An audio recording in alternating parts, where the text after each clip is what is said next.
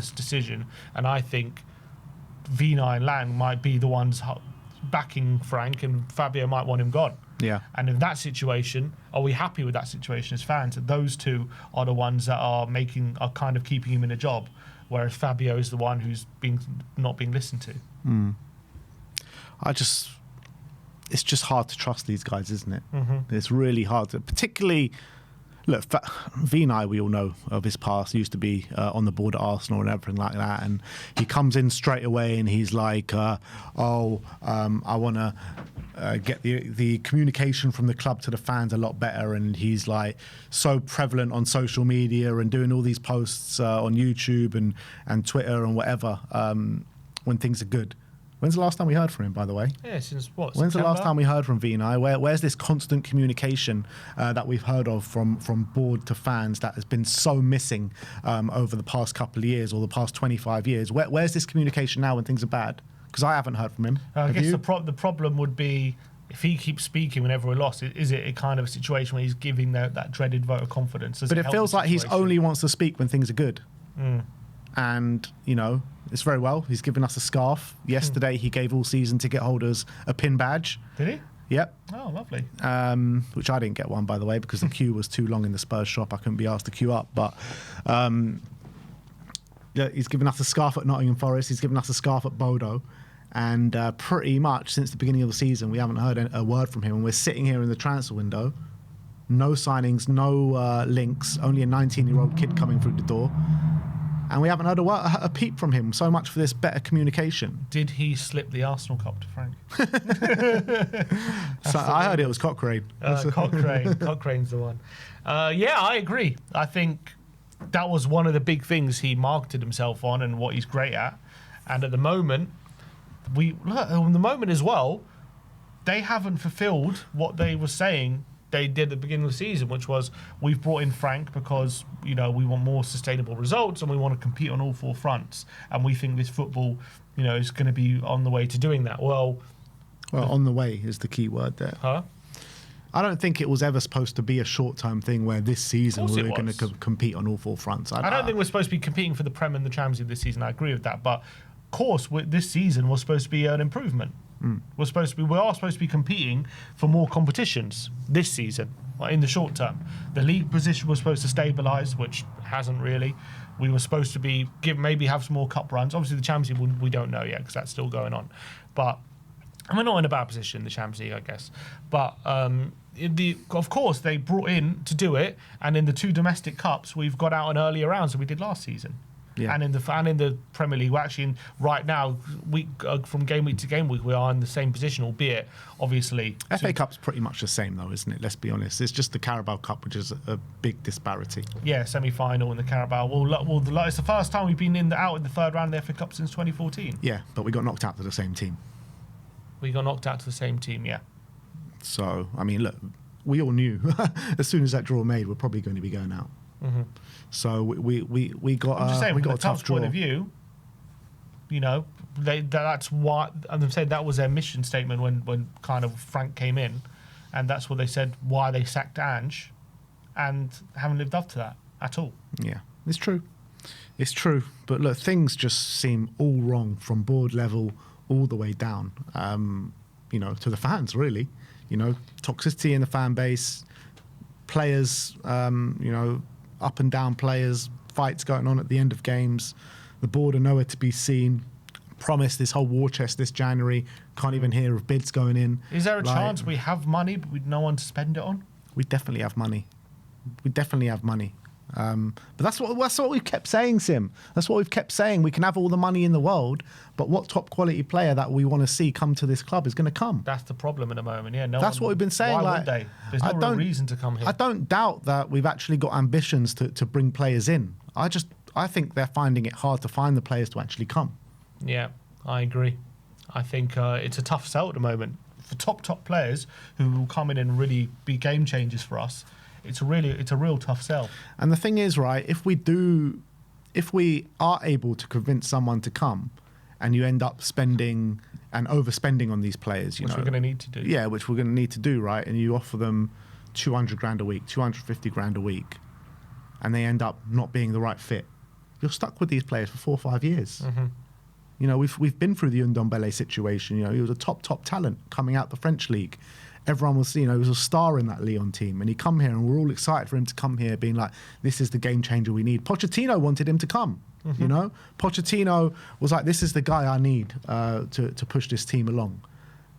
And what happens? He's the complete wrong fit, complete wrong attitude, and we were stuck with him for 5 years, or however long it was. Yeah. So with the state that we're in, if we have money like they suggest that we do, that is a strong possibility of that happening again, because you're not going to get the top caliber player, which are a sure thing. You're going to get a bit below the top caliber and players that you're unsure of. And it can work in both ways. Either they can come in, they can do well, or they've got talent and there's a reason why they're coming to Tottenham, and no big clubs want them. You know what I mean? And we'll be stuck with these players. And also there's a good chance that the signings they want to make will be club signings rather than what Frank wants. I think for sure any signing we make from now until the end of January will be a club signing. Yeah. 100%. So in terms of people hoping Frank can just get players that he wants and that it can turn around in that fashion, I think it's kind of fanciful in my opinion. Like, I feel like any sign we're going to make is not going to be because Frank wants them. It's because the club have made a decision. This player is a good player for Tottenham for whatever age and potential and all that kind of stuff, value. I think that's what they'll do. I don't think they're going to talk to Frank and say, okay, he wants a very specific type of player and we're going to go get that player. I think because we don't know if he's going to be in a job in the near future. So I think from that point of view as well, it's hard to really back Frank for exactly what he needs or wants. But I guess, like, they have to, though. Like, I know they won't, but they have to, because if they're going through this whole thing, if Vinay's thinking is, you know what, he's my Mikel Arteta, I hate using that kind of phrase, but if he's my Mikel Arteta and I'm going to stick through him through thick and thin, then show it. You know, I agree. Back him with the players that he wants. I agree. You know, if that's what they're going for. Yeah. But I don't know how much they really believe in him as much as they're saying it, or as much as they're giving him the time. There are some suggestions. Is West Ham a must win? Is he? Do you think he will go if we lose that game? If we don't beat West Ham, that is going to be the most. Even if it's a draw, yeah. That is going to be the most toxic the stadium's been this season for sure. And I think, all hell is going to break loose if we don't beat West Ham, in my opinion. And I actually think it's a possibility, man. You know, Nuno coming out fighting. He's still in the job, Nuno.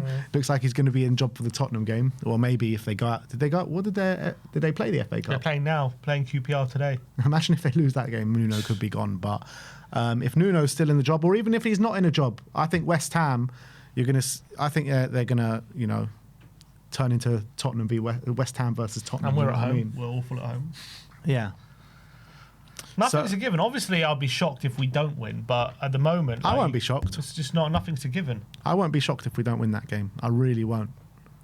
But it's a must-win in terms of, because if we don't beat West Ham, that's it. Like, whatever little faith the fan base had with him, it will be completely gone. You can't lose to this West Ham team. Like, this West Ham team is so poor, man. They are terrible. Yeah, they're horrific. If we lose them, I think at that point you just have to say interim and fuck it. But I don't know if they will. Will they actually do it though? I think they might. If we lose that game, do they have an option? If we lose to West Ham, do they have an option not to sack him? No, I think he has to go. He'll have to go if we lose that game, and then we got Burnley after that. Who knows if we'll win that game, but you know, after the West Ham game, we'll be like, all right, the Burnley game is the that's the game, must win. We had a few shots on target. Look at that performance. Look at that second half display after we were 2-0 down. Yeah, exactly. Even if we draw, we should sack Frank. Someone said Hammers are 1-0 up at the moment. Okay, so 1-0 up against QPR. Yeah, I think that West Ham. I mean, look, this game was massive. Obviously, we failed this test. The West Ham game now is just, we've got a week to prepare as well. We've got no midweek game for the first time in a couple of weeks. So as much as obviously we got the lack of squad, obviously Solanke obviously back now with Doggy, which is really good. But yeah, he can't really use, I don't know if he can use it for this week specifically. Do you see it being a positive? Obviously it's a negative that we've gone out of the cup, but do you see it as a positive potentially, you know, we'll have one game a week for a little bit after January? because at February, I think 1 game a week. We even got a week off because there's a weekend scheduled for the FA Cup. Right. So I guess it helps in that sense. I mean, I don't see it as a positive in the sense that it's not a positive because our ambitions for the season have gone. Yeah. But in terms of a positive, in terms of... Will it help Frank? Yeah, exactly. Probably. If he's still here and he's got a bit more time with the team. I mean, in theory it should, but the last 2 times we've played midweek, we haven't played midweek. I guess we played... The last 2 times have been Liverpool, which obviously we lost, but, you know, people can say we've had a decent second half, and was Palace, which we won, but... I would say, luckily, wasn't exactly what I put in a great performance. So, hasn't exactly been, I would say, a massive help. The problem we've got is that if we don't pick up 6 points out of West Ham and Burnley, which we have to, the fixtures are so difficult after that. And it's just like, if we let's say, draw against West Ham and draw against Burnley, then we really go on a losing run. That's what I'm saying. So we're really like putting ourselves like 14th, 15th, 16th. Like that's where we're going to end up if we don't pick up 6 points in these 2 games. Especially if West Ham have any. If West Ham do win, they're 10 points behind. Right? I'm not saying I really believe this is going to happen, but you've got to look at the situation. If they do win and we have that run coming up, if they have any sort of upturn in form, all of a sudden it does start getting scary. Listen to these fixtures right after the Frankfurt game at the end of this month. So once February kicks in, we've got Man City at home. You know, that's going to be a difficult game. We all know. Manchester United away after Amorim. You know, you never know what can happen there. Newcastle at home. Newcastle turned it around this season. Arsenal, less said the better. Fulham away. We always crumble at Fulham away. Yeah. Palace at home. You just know Brennan Johnson's going to come back and bite us in the arse. Liverpool away after that. So, I mean, like, you have got 1, 2, 3, 4, 5, 6, 7 games in a row, which are so difficult up until the beginning of March. Yeah, giving that to an interim as well. Is that a smart thing to do? Exactly. Yeah. It's just like... But then again, living it with Frank, is that a smart thing to do? It's like 2 shit options, it seems, at the moment. God, and I don't even know what West Ham's fixtures are, but... And after that, there's only 8 games left of the season. I don't know what West Ham... Look, you can look at look at the games West Ham haven't won at the moment, so you can say there's nothing guaranteed for them, of course, but, you know, they are getting some new signings at the moment, and they are backing Nuno, so if there is any, like, upturn in form there, and if there's any kind of switch up, which, you know, can just happen sometimes, then all of a sudden that's getting scary. A lot of people are saying, I've heard, this season will stay out, but could next season be the season we actually get embroiled in something serious? Because we've seen with West Ham, it's just gone down and down and down, and like they've been mismanaged. You know, they won that European Cup, but you know they sold some of their best players, and they've been mismanaged, and they've chopped and changed managers, and now look where they are. Oh, for you, do you feel like we could be looking into the future there, West Ham? Nah. No, you don't think so? Nah. I don't think so, man. I think, like, our squad, as much as everyone wants to pick holes in it and everyone's saying it's terrible, and look, it's not the greatest squad in the world. There are definitely... We can upgrade pretty much in a lot of areas in that squad, don't get me wrong, but I don't look at that squad and being like, you know, they could be in a relegation battle, even though we finished 17th last year. This year, yeah, you know, we're not we're not that much better off. You know, if this team had a decent manager in it, they'll be nowhere near where we are in the league right now, in my opinion. So, yeah, I agree. I just think we need obviously we need upgrading in the playing staff. Then obviously the culture needs changing, which we've said for a long time. But I think the main thing is they just need to be set up in a different way. Fabrizio has said something about Tell in his video. Someone says. Well, tell us what he said. What did he say? What did he say? Has there been a Spurs Express update? No. I think we'd be mad to let go of Tell. We'd be mad to let... This is just Ekram Canal. He's terrible. Tottenham interested in Coyote. We just get linked to every single Brentford player. Every single one is like clockwork, man. It's mad to think how well Brentford are doing as well now. Yeah. 5th in the league. Someone says Tell wants to leave unless a guaranteed starting role. Well, we shouldn't have a guaranteed starting role, but I think as long as he's playing like he is at the moment, he should be starting 100%. Yeah, look, I thought he was decent yesterday. It was nowhere near like the kind of level of performance that we saw at Bournemouth, in my opinion. But I thought second half, when we were cooking, he was also playing really well. I just did not understand that decision to take him off for Scarlett. Like, in what world? Yeah, I didn't. In what world do you take off Tell for Scarlett when you're pushing for a goal? It's madness to me. Yeah, it seemed a bit crazy. But he did give the ball away for that second goal as well. But you know what? I was looking at that goal again. I'm like, he does give it away, and it's bad. But if it does go to Xavi's alone with like 3 Villa players around him, he's going to lose it there. Like, it's not going to really help the situation much. But I guess he'll lose it in a not as bad area to lose it in. Yeah. I tell you what, I do love João Palhinha though. His passion on the pitch, man, is just fantastic, and probably the stuff that the cameras don't pick up on, like against Bournemouth. You know, he kept coming over to the away and they're being like, come on, and just stuff like that, just trying to G everyone up, motivate everyone. He's a proper leader, João Palhinha. Passion merchant. Yeah. No, but he's. I think it was like real Roy the Rover stuff from him yesterday in that second half. It's almost like he's just like, you know what, screw it, I'm just flying into everything. Yeah, can't he just be like that every game, like from start to finish? He wouldn't finish many games. I think he was like that from start to finish. Yeah, I love him. I love João Palhinha, I really do. But it's just a shame he can't be a bit better on the ball. Yeah, that's the only thing. That is literally the only thing about him which makes me question, signing him. But I probably would sign him. Like I said before, I probably would sign him just to be part of the squad. I think he just gives good values to the team, leadership ability on and off the pitch. I think he does more good than bad, in my opinion. Yeah, he's got a role to play, I would say. He has a role to play when he's playing like he did yesterday, for sure, I would say. But depends if we want to be a better team.